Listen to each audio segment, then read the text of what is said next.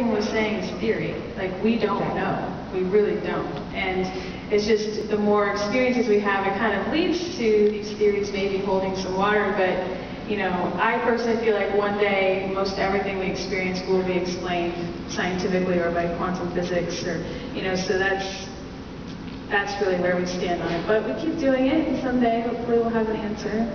I mean, I guess we're all going to know ultimately, but hopefully we'll be able to tell each other. I go first, I'll come back and haunt you. Aw, thanks.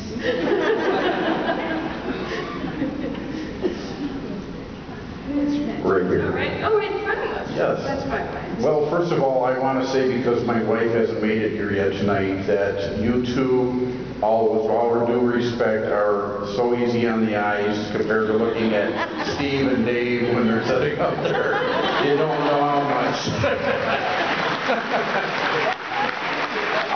But my question to you both is, and it's sort of a two-part question. One, when you're doing your TV production, can you think of one of the hardest locations that you've ever done? Like some of them where you had to, it looks like you had to walk up 3 miles of stairs, maybe on an outside and carry all the equipment up. And second part is, have you ever sort of behind the scenes or off camera that never aired or showed on TV, broke an expensive piece of equipment, maybe like a $5,000 piece of equipment or anything, but nobody ever knew? I don't know if you're familiar with this place near here called Mackinac Island. Yeah. But the time to go there is not January. And that is when we went there. Mm-hmm. And so not only did we have to take an ice-breaking ferry across to this place, they don't have cars on that island, so we had to transport all of our equipment by horse. And we had to take it all the way to the resort.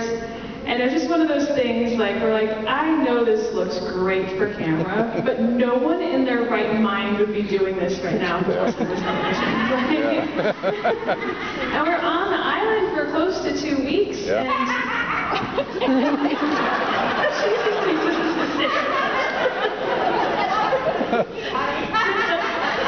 mean, I will be honest though, it was actually beautiful in a really cool way. It was like, once we got out there and got settled in, and it was kind of sucky when it was like dinner time and it's 8 o'clock and it's pitch dark and it's like 20 below outside, and I'm like, there's 2 restaurants open and they're 2 miles away, and I have a snowmobile that I don't necessarily feel secure riding, but I'm starving, so. But that was probably one of the more hellish investigations, for sure. But worth it, definitely. Yeah, I wasn't there for that one. That was after me. But I'd say probably one of the craziest ones I've been on was the one in Belize. It's the ATM caves.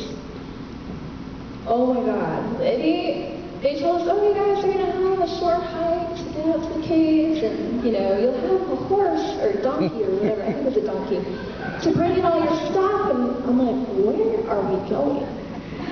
So they had to give us these things. They're like, here, put these on your legs. I'm like, what are these for? They're like, oh, the 1, 2, 3 snakes. I'm like, what are those? 1, you get bit, 2, something, 3, you die. I was like, so I had those on my feet, and they're like, oh, you're also going to be walking through 3 rivers. I'm like, are you guys trying to kill us so we can hunt ourselves? Because at this point, I'm just like, what are you doing? So we have all our gear and we're hiking through. It took 90 minutes to get to this hike, which is fine. I'm good at hiking, but we had to work after.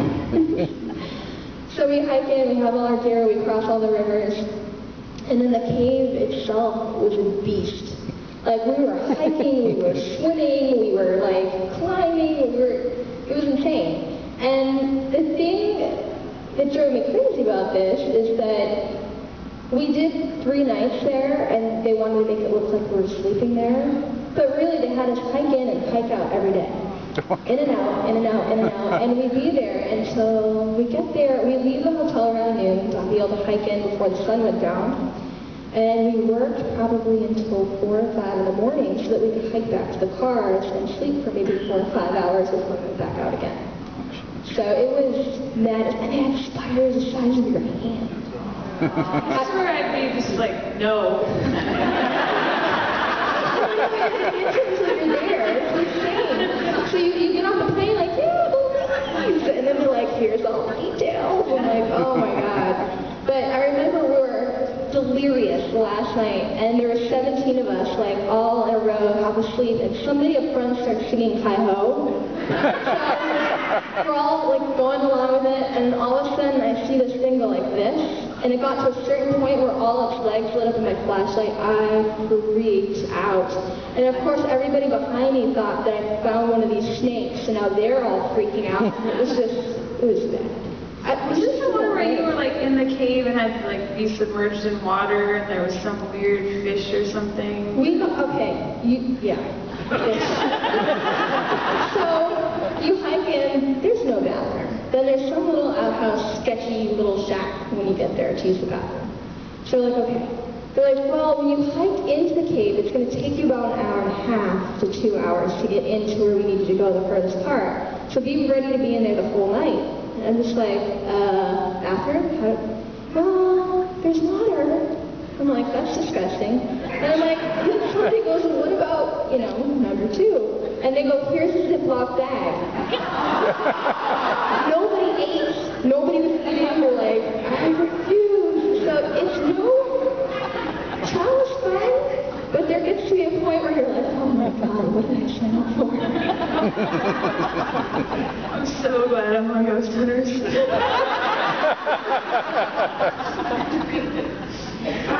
Who's next? This is for Kris. I want to know how pissed off you were with that bloodletting ceremony with Susan for real. Kris. Mad for you. I'm going to be 100% honest with you guys. I don't know the future of GHI, I haven't been told, but I don't think they'll include me because of that. Here's the thing, at the end of the day, all we have is our name and our reputation and everything else, and I came into it as a skeptic, and as a skeptic, that's something that never should have been done. It shouldn't even cross our minds. As much as I fought it there, I was being called a diva, and for me, it was like, okay, first of all, we have kids at home watching that copy what we do. I don't want them sneaking into an abandoned location and cutting their arms open and bleeding out. I know there's adults out there that copy what we do, and I don't want them doing that either. The other thing is, as I said to them, I'm like, if you guys are trying to get us canceled, this is the way to do it. This is not our audience. This has never been us. This is not what we're about. And I told them, what was it? Extreme Paranormal did it. Yeah. And they lasted, 2 or 3 episodes. I was like, this is not smart. We shouldn't do this. And it's like, if this is the direction the team's going in, I don't want to be a part of it. It's not what I signed up for. So I don't talk to Susan. And the thing that really upset me about that location is that 2 planes were connected to it, both of which was only experienced by the crazy client who cut himself. He said he felt euphoric, duh, you're bleeding. And he said he heard chanting. And I'm like, well, you're the only one that heard it. Now the sad part is there's a ton of other planes that came out of this place, but they all tied into the bloodletting, which really pissed me off.